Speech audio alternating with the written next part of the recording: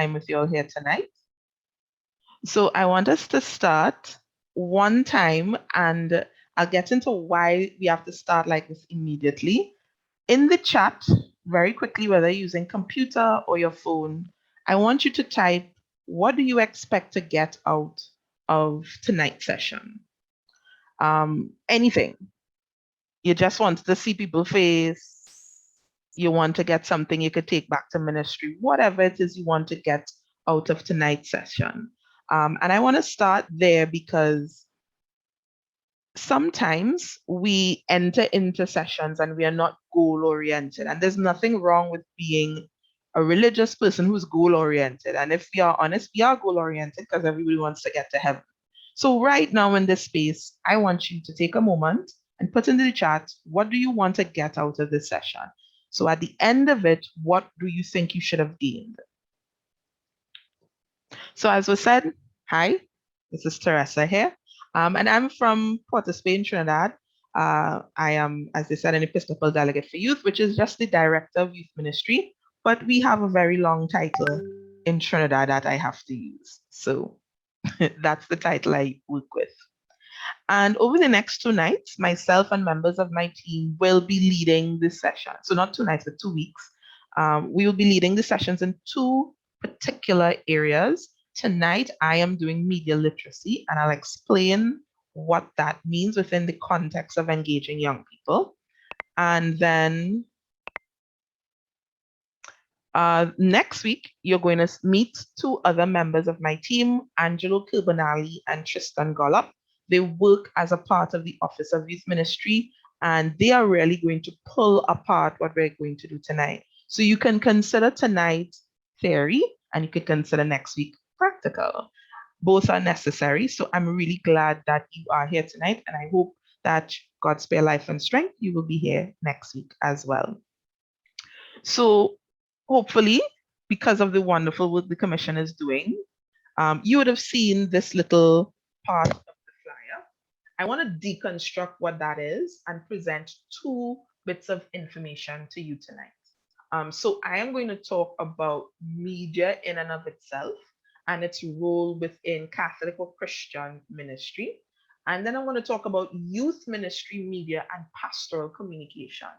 Now, in most instances, people don't hear that term very often, pastoral communication.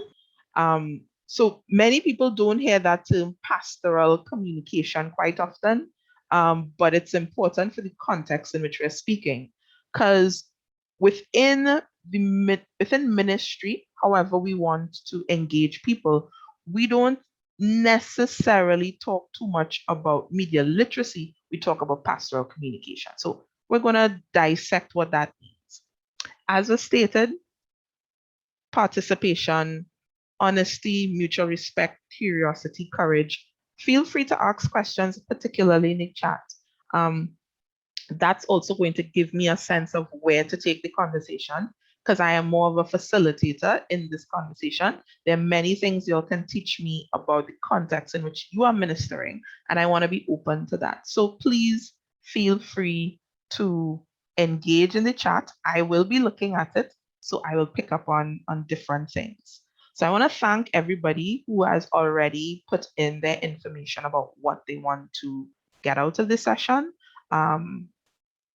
So I'm looking at some things: new skills, improving reaching youth, especially during the pandemic, how to best connect and reach with youth. Okay, great. Love what I see. Don't be afraid to continue to add what do you want out of this session, because before you leave tonight, I'm going to ask you, did this help what you wanted to gain? The next thing I want to say is this is head and heart immersion. I am not only going to be talking to you and rattling off figures and data. We are people who believe, we have faith, and therefore anybody who's a faith-based person knows that for something to really hit home, it has to hit the spirit and it has to hit the heart. So some of the things that I'm going to be talking about, even though my forte is data and so on and that kind of thing, I want to hit both head and heart. So hold me accountable to that. So to start with the interaction, I have 2 questions to ask, and they are across 2 slides. What do you see when you look at your screen right now? You can place it in the chat.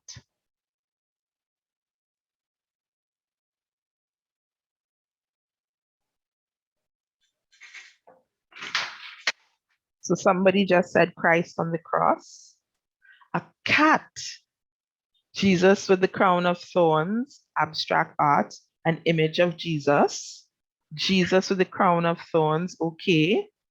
Shades of brown, Jesus. Nice, Jesus.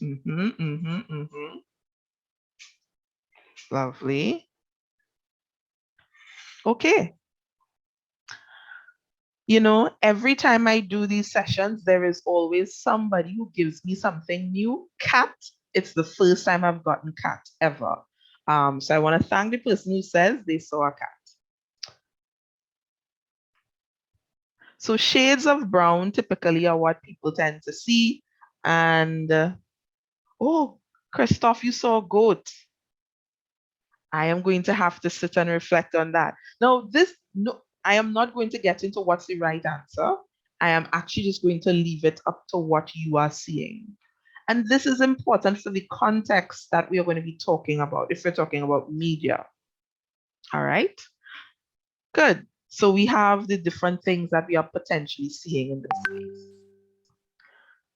The next thing that I have here is a set of pictures. Now, these are some pictures that I have taken over the years from coming to Jamaica. All right, I have 5 pictures there. Now, based on what you see before you,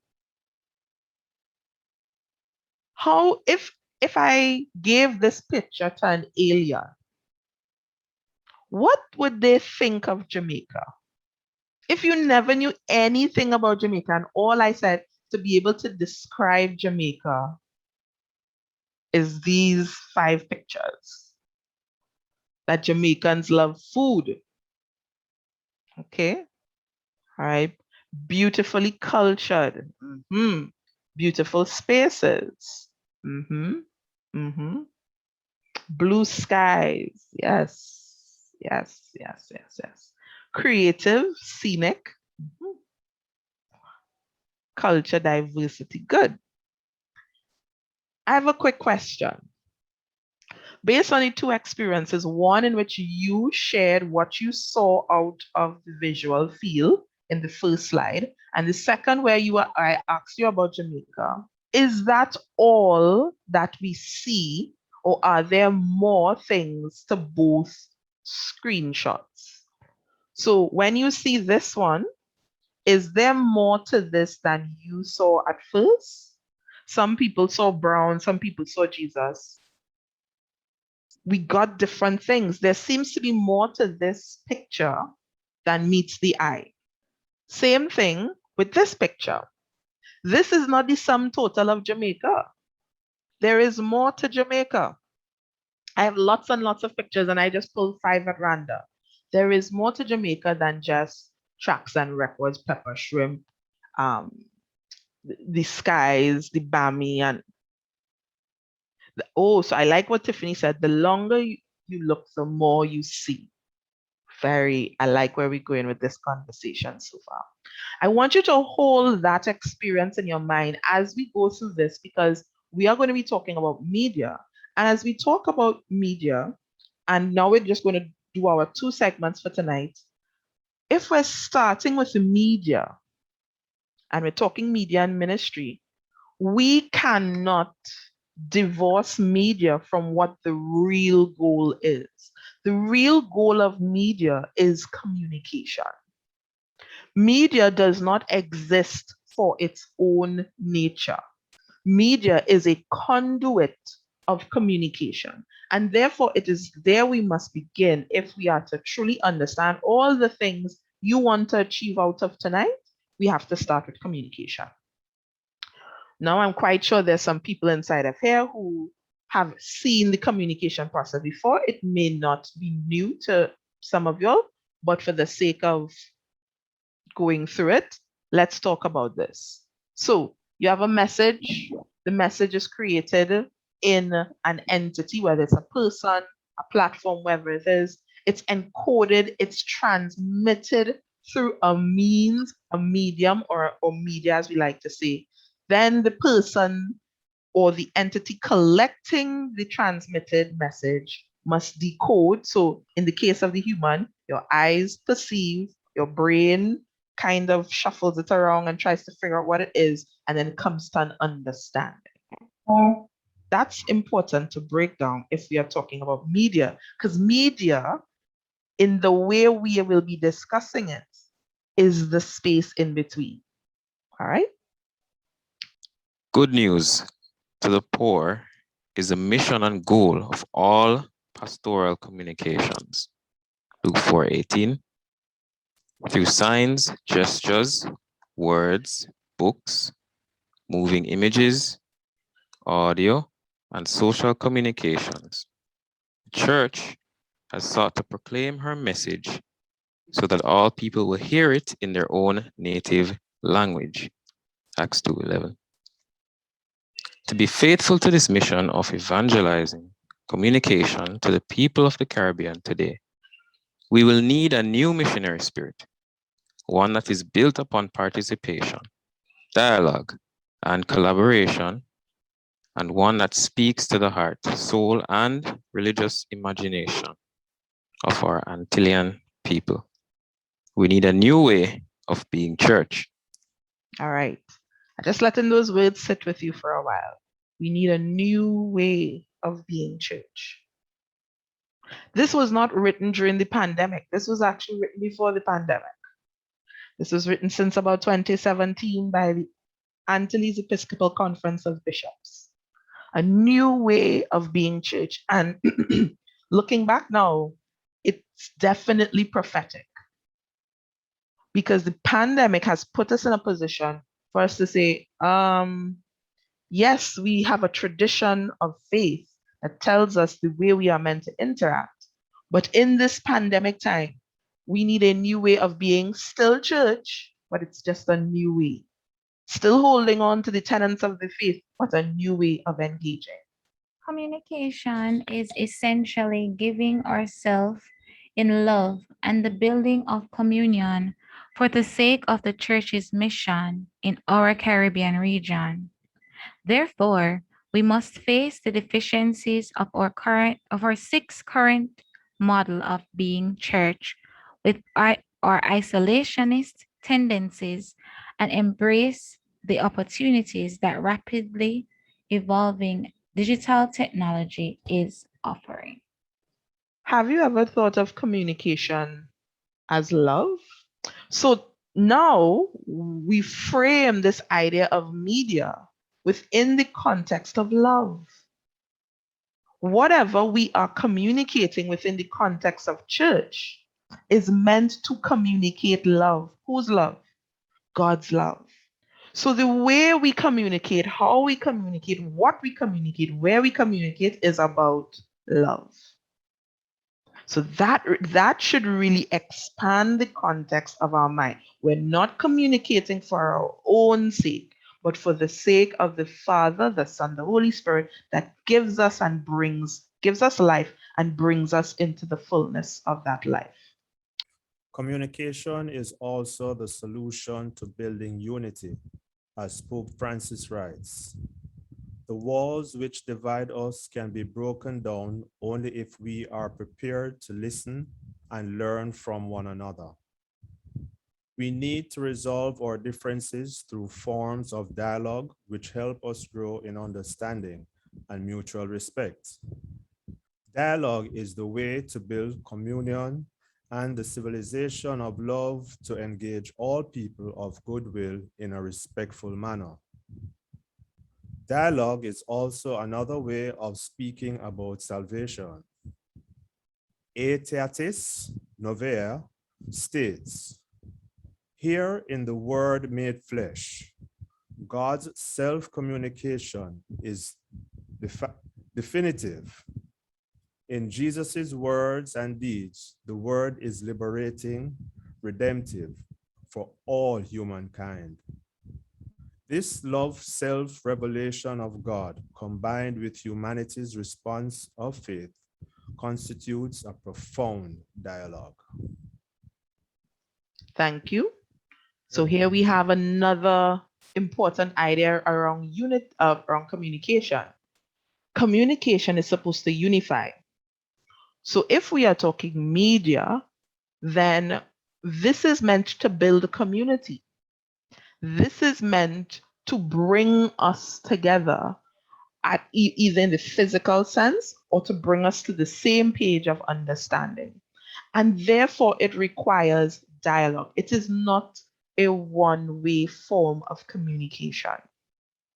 Media is an opportunity to broaden the scope in which we communicate. And then the last one.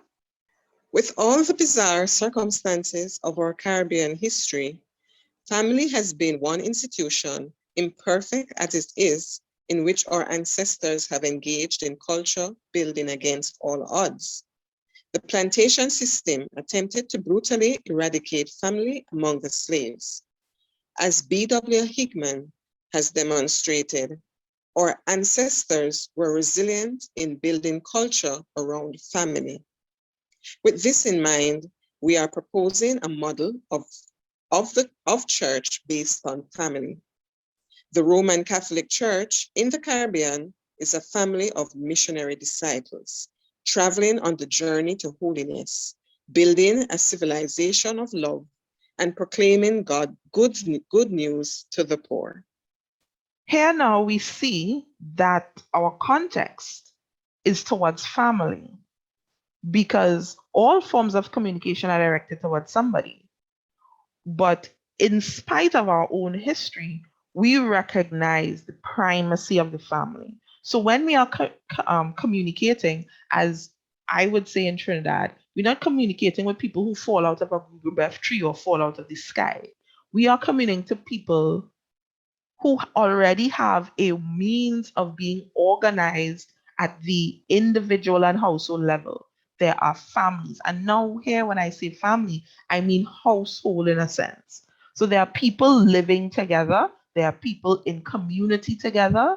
And so this idea of family extends into the community. And this is shared by our Christian brothers and sisters, this idea of family as missionary disciples, people put on this world accepting the great command, which is to go make disciples of all nations.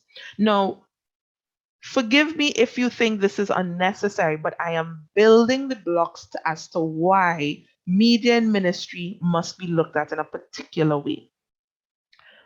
Because I love this quote from St. Francis of Assisi: preach the gospel at all times, and when necessary, use words. That means we are constantly communicating. It is the work of the Christian to communicate the good news. That we the people of the good news. So we are constantly communicating. We over time have experienced various change in media that have changed the way we communicate the good news, but our responsibility is still the same. It is still the communication of the good news.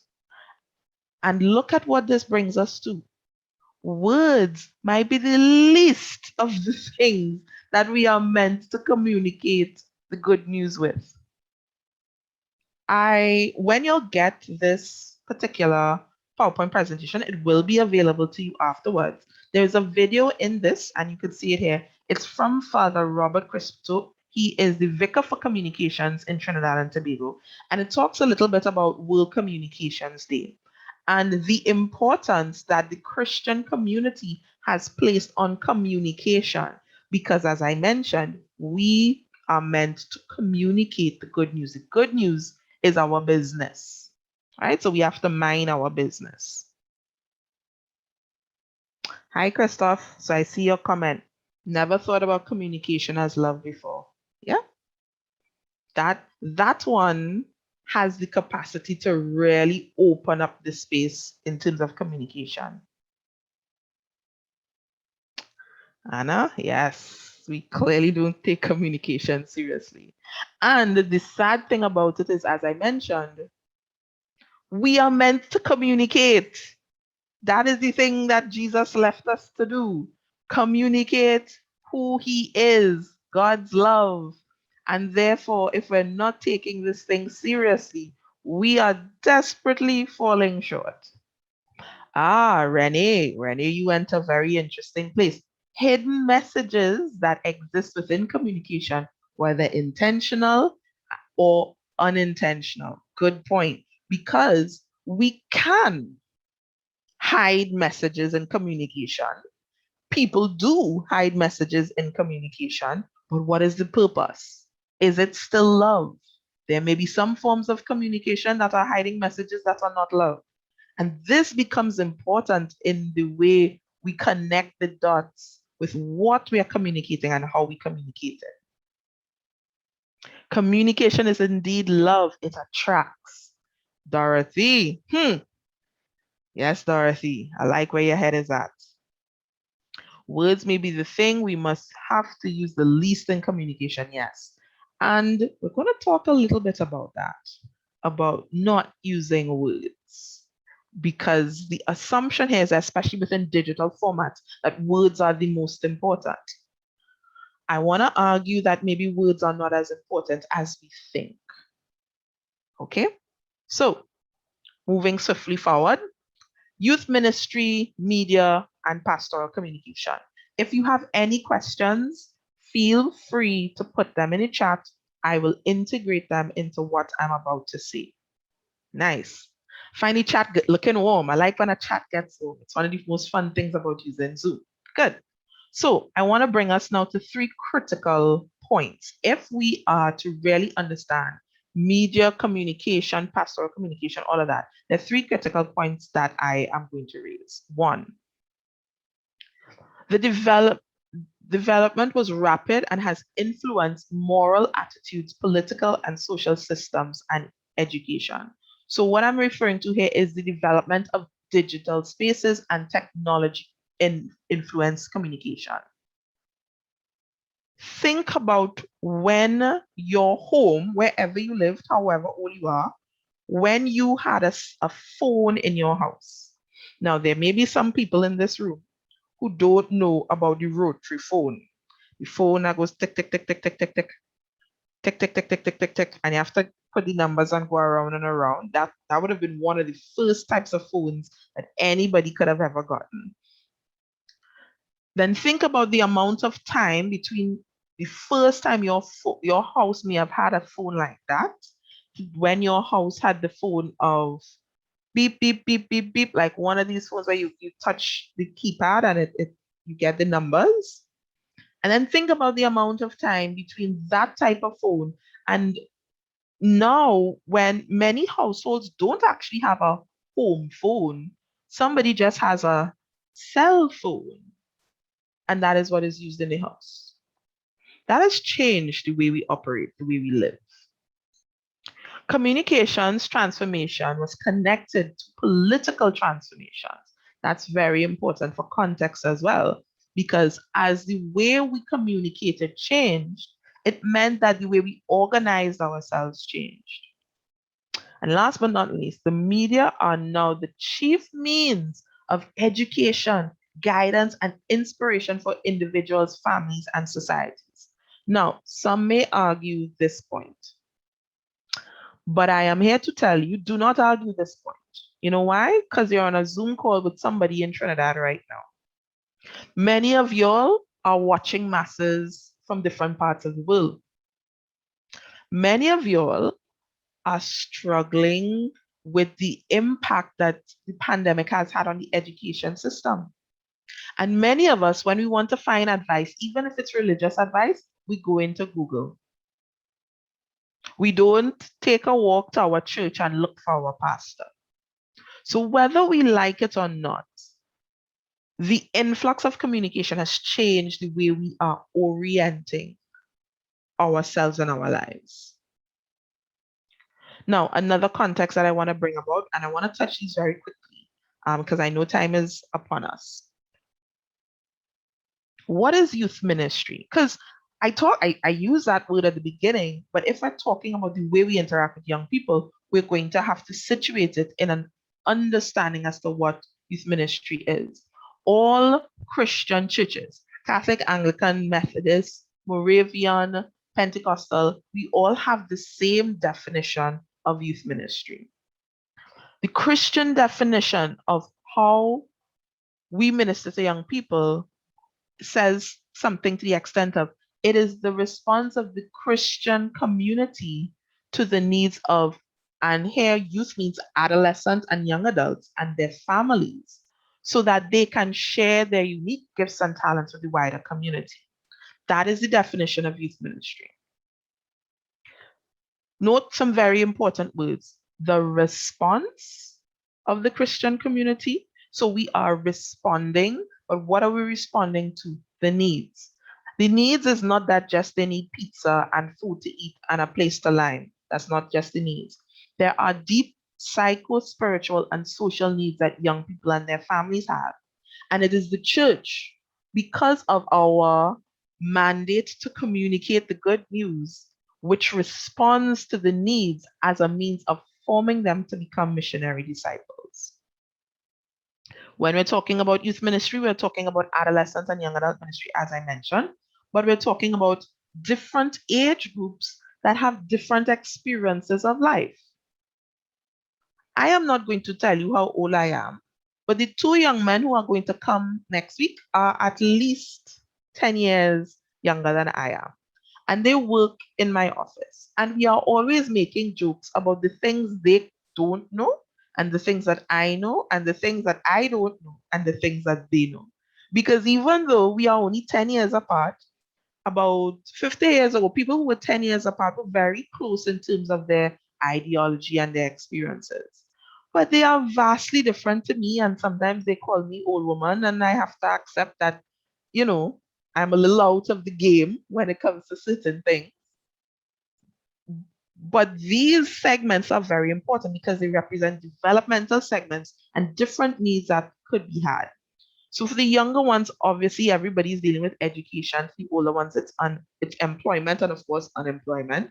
But we're also talking about things like union formation. They're getting into relationships. They are accepting parental responsibilities. Here, when I refer to property ownership, I don't just mean like a house. I mean, they've bought their own stuff for the first time. They have their own phone, their own laptop. They have, maybe as they get older, they may buy a vehicle or something like that. And then eventually, if and when they are in their space of their own. We're also talking about issues related to marriage, and we're talking about civic participation, when and how they engage in the wider community. Because remember, we are not forming these young people for their own good. We're forming them to be a part of a community. The two things that I just said there means that youth ministry is not a program. Youth ministry is an experience. No matter how we interact with young people, it is the experience that is guiding us. Go back to what I said first. We are communicating the good news. So therefore, the experience and not the program or the group or the event is what is important.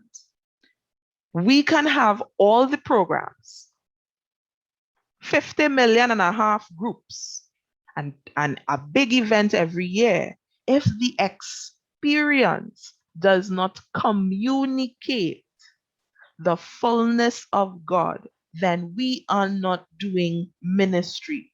We liming, we looking for work, we doing something, but it ain't ministry. How is all of this important? This is important because within the wider context of church, we normally talk about media as mass communication. So we're talking about print and publishing, we're talking about digital, and we're talking about broadcasting. When I say print and broadcasting, I mean your newspapers, I mean your catechetical books or your tracts.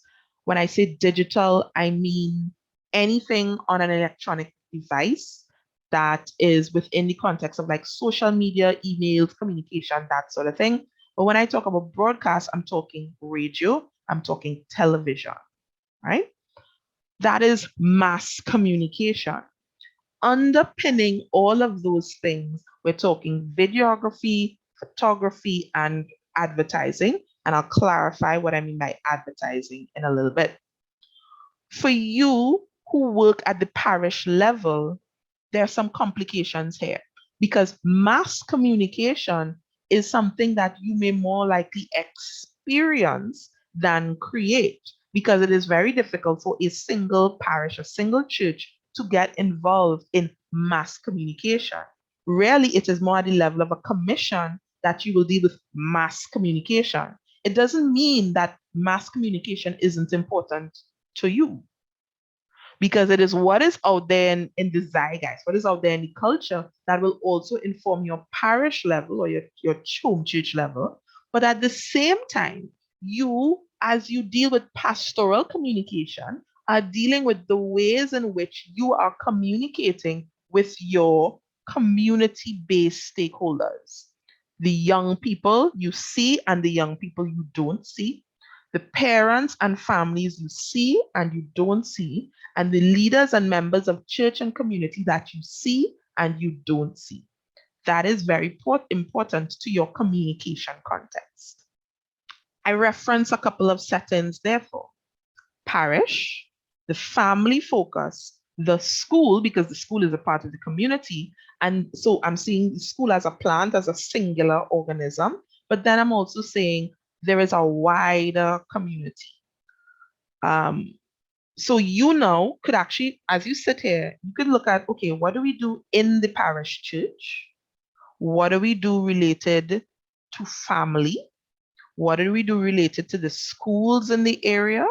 And then what do we do related in the geography of my church? And then the second thing that you want to bear in mind would be when we are doing ministry, we are not simply doing ministry to young people. So young people are not just the passive recipients of ministry. We are also doing ministry with young people. We are also doing ministry on behalf, which is for young people. And there's also ministry done by young people that had nothing to do with us. And I would dare say that when ministry gets real good, that's when it gets to buy, because it means we don't even have to get involved. They are so formed that they are capable of managing, running, engaging with it on their own. And that is not a bad thing. So what are the aims of pastoral communication? I keep mentioning it, but I want to reiterate this. We are meant to express who God is, who we are, and how does this community live? And so this is very reflective of the current move within the church to talk about three very big words related to synodality, which is participation, communion, and mission. Participation meaning the way in which we engage in the communion or community or the oneness of us, and the way in which we live our lives in mission, going out to other people, bringing the good news. So the aim of communication here is directly related to the call. Now, this should start putting things in your mind about who are we going to? Why are we going to certain people? So let's talk a little bit about audiences. I think we could take it for granted that when we're talking youth ministry, we're talking about two particular generations. We're not really talking about the children yet, and we refer to them as Generation Alpha. So that's everybody under 11. But we're talking about the digital natives. They're about 11 to about 25. These are very special people. I think they're going to take over the world one day, and that's not me being facetious. And maybe that one day isn't that far ahead of us because they are being raised very differently. So we know as a part of communicating, we are talking to young people. However, go back to the definition of youth ministry. Go back to what I said before. That means we're also communicating to another group. We're communicating to parents, to leaders, and the wider community. And notice I didn't even put in the wider Catholic community. I put the wider community. And here is where I want to differentiate between two very important ideas. Within communication, there are people that you target. So we always, when we're thinking of media and communication, we are most likely thinking about who are the people we want to participate in the program, in the event, in the thing. More often than not, for better or for worse, we are thinking about the young people that we see. And in some cases, we're thinking of some of them that we may not see right now, but they're kind of there. You have a kind of hazy gray sense of those persons. Those tend to be our targets, and they tend to be people of the same denomination that we are. So if we're Catholic, we're thinking, okay, so I'm the 20 people in the confirmation class, and maybe 5 are their friends, right? Think of them as targets. We tend to completely forget that in our communication of the good news, we are also talking to the witness. There are people who are seeing us communicate. They weren't our target. And as a matter of fact, even if you use the word target to include parents, okay, because we may need to target mommies and daddies because we want mommy and daddy to pick up and drop. That's still a bit of a witness. But if we start to say, you know what, we are communicating the good news, and we see ourselves as communicating the good news even unto the parents about the child or any other content, even the parent becomes a target, but then it is the parents, anybody around the parents, that become a witness. So think of this. We tend to not think about the phone calls we make. Let's just say your name is Gina. I hope there's no Gina in the group here tonight. You are the parish secretary. You have been asked to call 50 mommies or daddies or grannies or granddads or uncles and aunties about something in the parish. Do we recognize that that too is a form of ministering to the family and to the young person? Because if you get on the phone with a grumpy voice, there is somebody that you targeted that is not going to feel the good news. And when they tell their friend, because everybody does tell their friend, Trinidad and Jamaica not that different. The same one Caribbean people, we just talk. So when mommy or daddy comes off the phone and say, them church people and them, they want something again, that somebody else is now the witness of the experience of the interaction. When you have a flyer, let's say you've done a flyer, and the flyer looking, again, like a real Trini, I will use a Trini word, but I feel you will understand what I mean when I say it. It looking hogma pogma. I don't think I need to explain what hogma pogma means. I feel like if that could be I feel all you have a word for hogma pogma, right? That is communicating something, but to go back to what we said before, it's not communicating love. It's not communicating the good news. So we always have to be mindful of the difference between the targets and the witnesses as we continue the way in which we communicate. So we have some questions for the leaders. And these questions, y'all are going to get the slides and you're going to get the things. And I want you in the time in between to think about these questions. Where do youth and their parents get information and advice from? And I don't want you to say Google. Google is, you're thinking too big. Come down. Get granular. What is the role of the internet for sourcing information and getting support? What is the role of peers and parents? Because if you are living in a community, and Caribbean people still this way, we still just tell girl, you know, it have a good program going, so place. I send my child.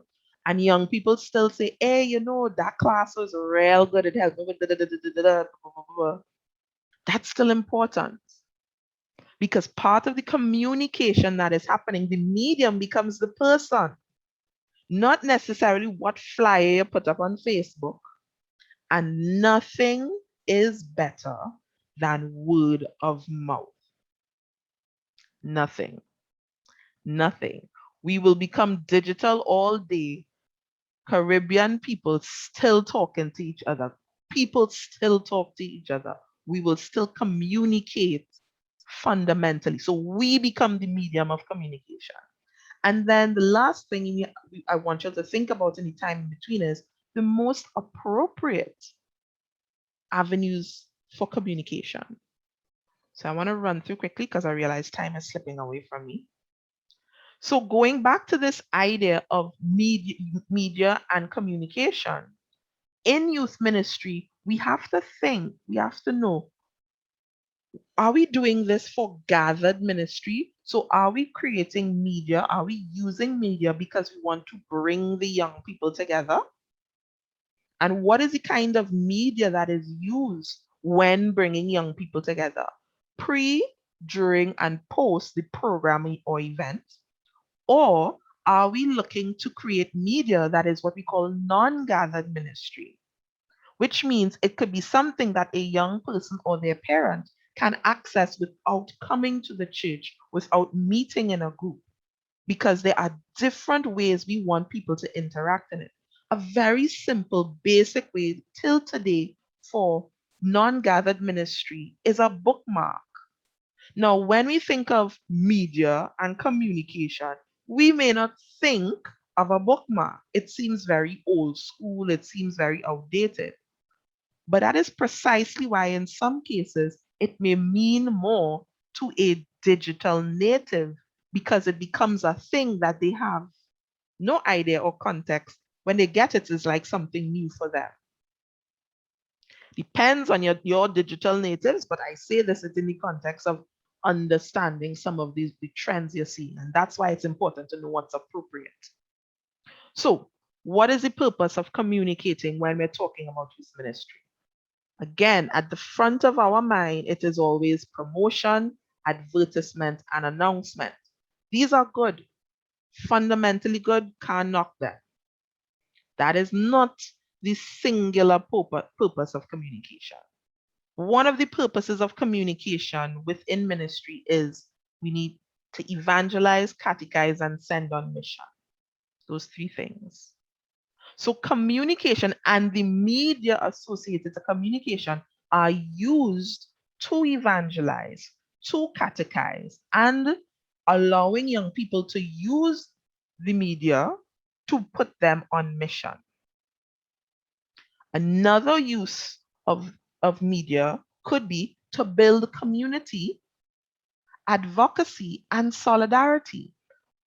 I think the Caribbean is very slow to realize the extent to which when we put out positions on our social media that say this is what we believe, or we stand for these people, or we support this group of people, what that means to young people and how it affects them. So seeing media as a platform in which we can communicate the church's position, not necessarily to evangelize, but to stand in solidarity is very important for young people right now because Gen Z and millennials are very justice-minded generations. Another area that's of importance is media and the way we protect young people and the way we lead young people. So understanding the role media plays and even setting boundaries on what we will and will not do with that media becomes important.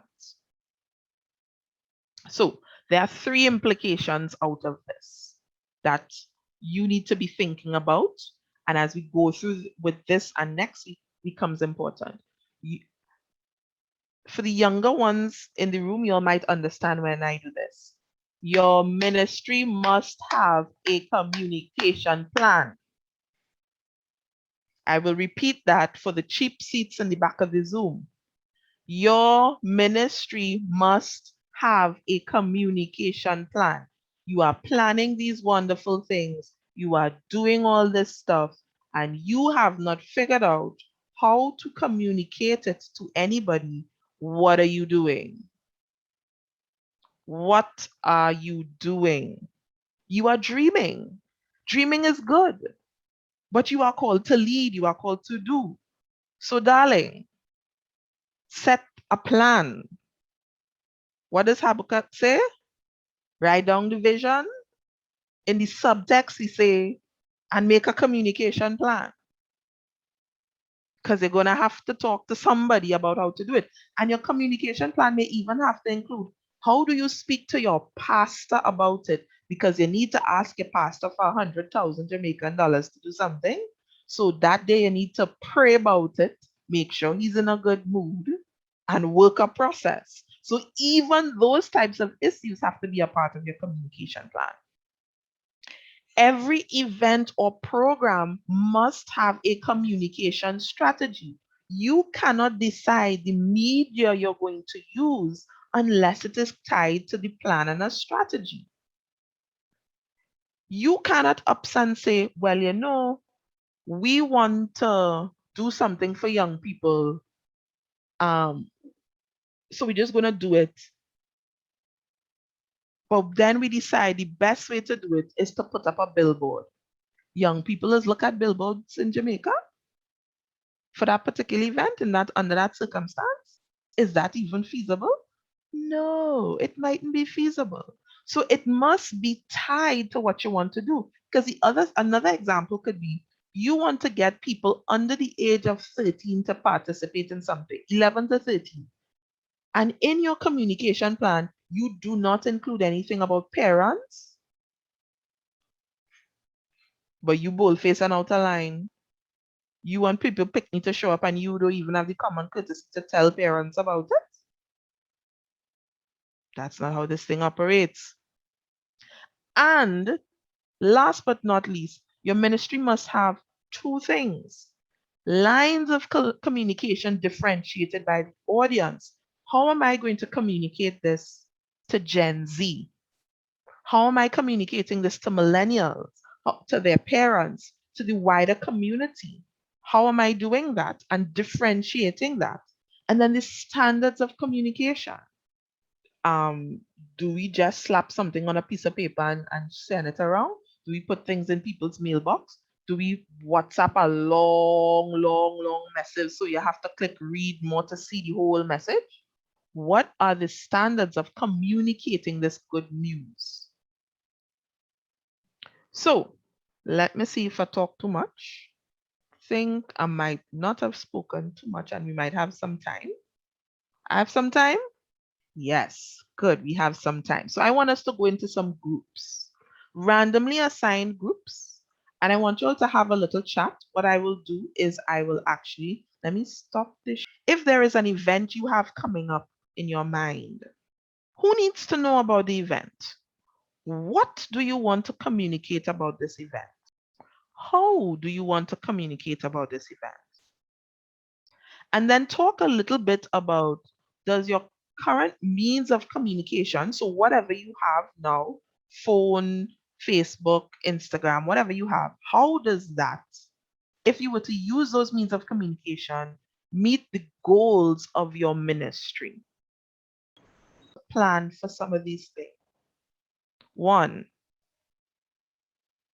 you are planning for graphic design. You are planning for photography. You are planning for videography. And you are planning for music and sound production. If you want to communicate the good, the true, and the beautiful, these are the things that you need to communicate. You have to have a skill set available to you to communicate it. This is when ministry gets expensive, folks, and this is why we need a communication plan to talk to pastors beforehand. All right. Now, I want to share with you all a video. It's a short video because I want to get practical now. So the Office of Youth Ministry, let me backtrack. Every November in Trinidad and Tobago, we celebrate Vocations Week. And in Vocations Week, you find a lot of interaction around different vocations. The vocations director does a lot of work.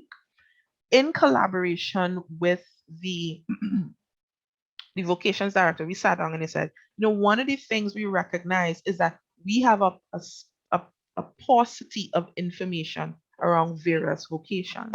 And we need to do a better job of doing that. Can all of it happen in Vocations Week? No. What therefore did we do? We planned between the Family Life Commission, the Vocations group, which is called Generation S in my country, and the Youth Commission, we planned that across time, we will be talking about vocations and putting the language of vocation out into the space. It meant that from July was Marriage and Family Month, week, and then in September, we gave space for August. September, we highlighted lay religious life. October, we highlighted, lay single consecrated, we highlighted in September. Religious life, we highlighted in October, and priestly vocations, and Vocations Week is in November. So I want to show you a video that my office would have produced as a part of this process.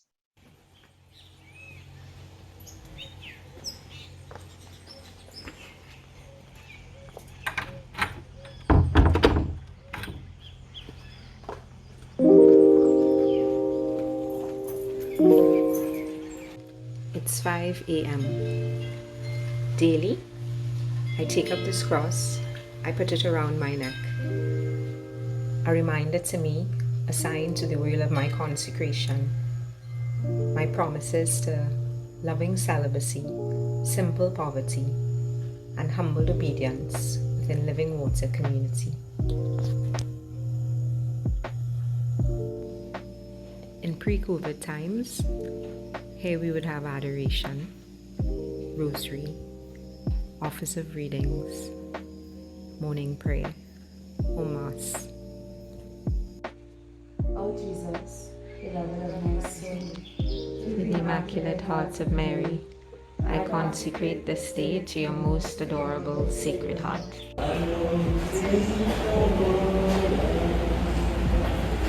Yes, Lord, let your anointing fall on us today, God. Lord, the loaves and fishes that we offer, even multiplying, let it be more than enough in offering your people today. Lord, as limited as we are in our resources, personnel this morning, Lord, just allow that to be all that it needs to be. May we have generous spirits, generous hearts, generous love to share, God, with all those who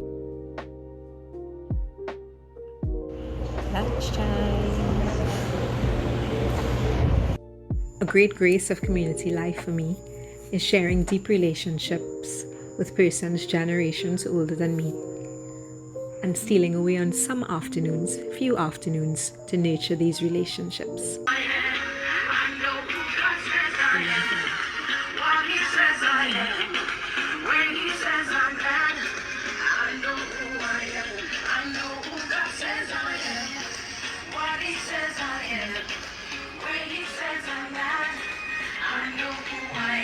So, presently setting up and waiting for teenagers to enter our Zoom meeting. First one for the season, Friday afternoon, outside at our grotto. It's evening prayer time.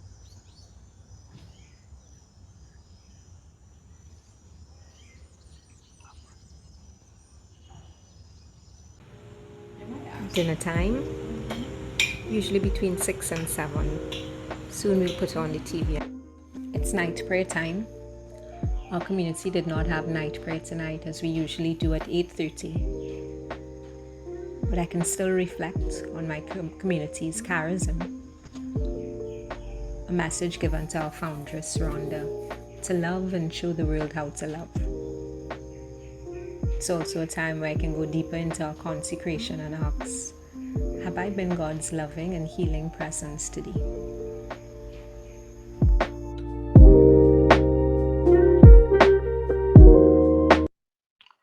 right. So let me tell you the goals behind this.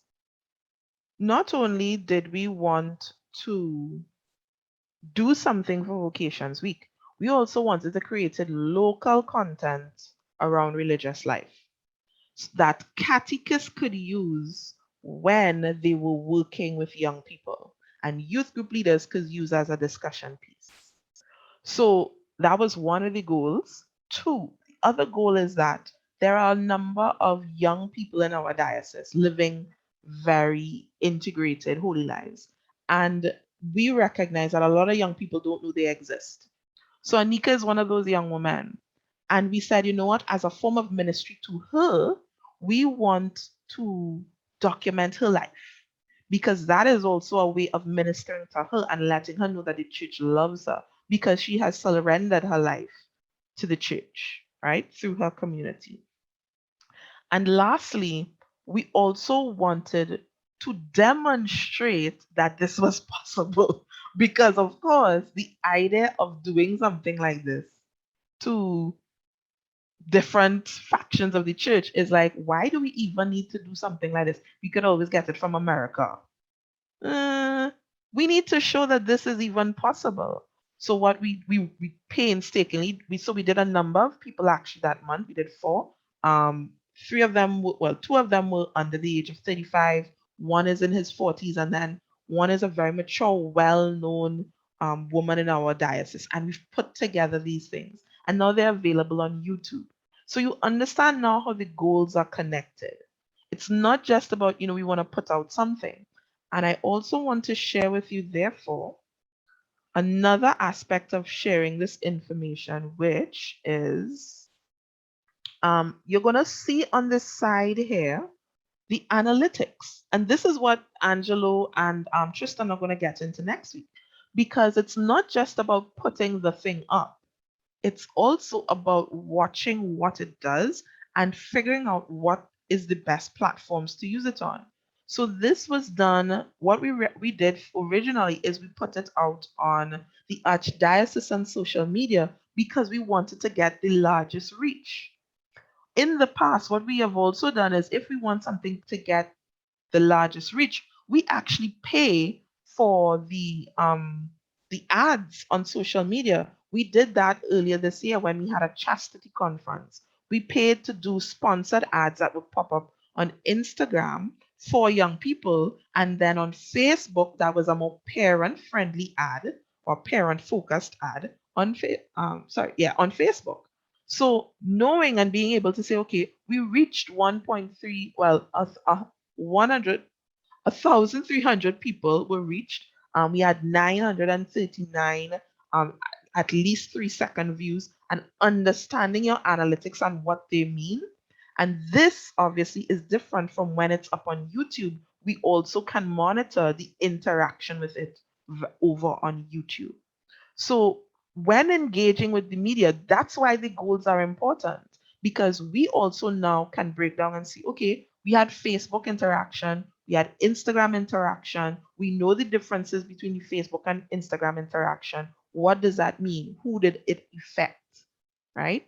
And then we will also track who are the confirmation classes using this type of material, because sometimes it's not just about, we think of view as just one person, but in some instances, the view is actually a confirmation teacher showing it to a class, or a youth group showing it to a class. And that's why the quality of the production has to be important. All right. Last but not least, as I wrap up, I want to do one more thing. Next week, now that you understand your goals, and I want to suggest to you, when you come back next week, on a piece of paper, write it down somewhere, talk to you. What are the goals of your ministry as a whole? And for some event, I want you to think through how you want to engage in digital ministry, right? Now that you have a sense of what I said before, it should change the way you are now seeing your interaction with media. And this is where we're going to play a little game to end. You have a thumbs up function that you should know how to find. So I am going to put up some platforms. And I want you to tell me if you know the platform. So there's some platforms that everybody should know. I called some names already. But if you don't know them, your homework is to go and find out about them. All right? So thumbs up once I put it up. So the first one. Everybody should know which one this is. Good. Everybody should know which one this is. Tweet, tweet. And symbology is important. Angela will actually come in next week and talk why knowing the symbols is also as important as knowing the platform. We don't think about this one, but this one is really important, especially in the Caribbean, because of how we use different forms of media. Good. So these are the top 5, right? These are the ones, these are the big guys. These are the big guys. We're going to get to the ones that are less known now. Let me see if you really know your stuff. What's this? We don't think of this as social media, but particularly for young adults. LinkedIn.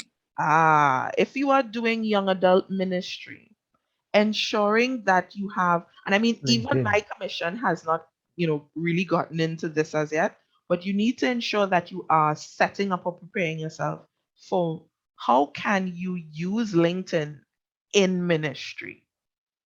And we have some interesting discussions about that next week. There's another very popular one, but not many adults know the symbol behind it. TikTok. Nice. TikTok. The clock, as they like to say, the clock app. Good. I'm seeing thumbs ups going up. Nice. Do you know this one? Discord. Discord. I feel I have some Gen Zs in the space, man. And so if you're a Gen Z, and there's some, Anthony, you gave me some eyes. Yes.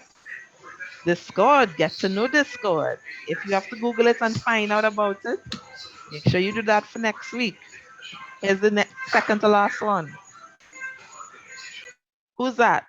Snapchat. Snap with the chat. So, hold on, folks. For the people who may not know these, are you hearing the way other persons in the room are responding to it, Yvonne? That should tell you something about these spaces. And last but not least, if you know this one, you're good. Who knows this one? Twitch. Nice. And I was almost certain a young man would have said what it is, because Twitch is a space that young men love to inhabit. Yeah, gaming. Correct. It's a gaming platform with social components. Folks, these are the spaces, and these are the social media spaces. Now, that is not to say there are not other aspects of digital ministry. And actually what we're going to do is I'm going to send you the document that I quoted, this PowerPoint presentation, as well as a kind of a handout that is used in Christian ministry for digital, they call it digital marketing, but it's also digital ministry is the other language for it, to give you a sense of scope, because your ministry needs to know how to interact with these, whether it is going to be directly adolescent or young adult focused or parent, leader, and community focused. These are the digital ministry subsets, but they also connect now because there are so many forms of ministry that are affiliated, like your newspapers, like your publishers, like your broadcasting stations. They are associated. And there's one other space that I didn't really talk about, which is podcasting. Now, all of these are relevant, but not all of these are necessary. And not all of these need to be used at the same time in the same way. But what determines that goes back to what I said at the beginning, which is if we are communicating the good news, if we are communicating love, and if we have specific goals for our events, our programs, our ministry, we have to know how we want our young people and their families to experience digital ministry. So that's me for tonight. I don't know if I know we are pressed on time, so we are just at 9 o'clock, and I don't want anybody to not get their full night's sleep. So I want to hand over to Anna and maybe we could take 1 or 2 questions if people are willing, but that's my presentation.